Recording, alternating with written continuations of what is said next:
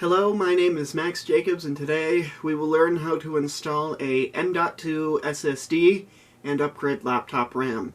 You will need at least 2 screwdrivers, your new RAM, your new SSD, and finally the laptop you are upgrading. First, remove the Phillips head screws from your laptop's backplate and move the backplate to the side.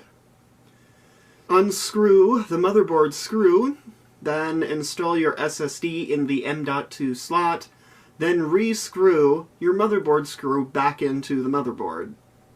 Unclip the old RAM from the motherboard, remove the RAM and put it aside. Insert the new RAM and snap in place.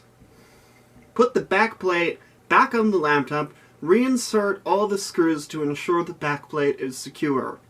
And this is how you install and upgrade your RAM and SSD on a laptop.